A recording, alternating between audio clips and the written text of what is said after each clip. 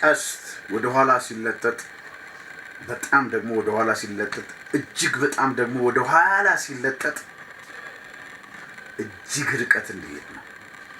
ወዳጆቼ ሆይ ዛሬ አንድ ነገር ልነግራችሁ እፈልጋለሁ።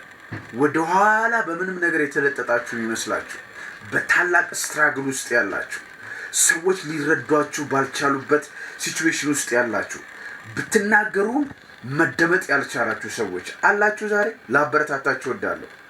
ቀስት ወደ ኋላ የተለጠጠው እጅግ ደግሞ ወደ ኋላ የተለጠጠው ወደፊት በጣም ርቀት እንዲሄድ ነው።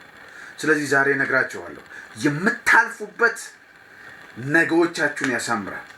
ያለፋችሁበት ለነገዎቻችሁ ይሰሯችኋል።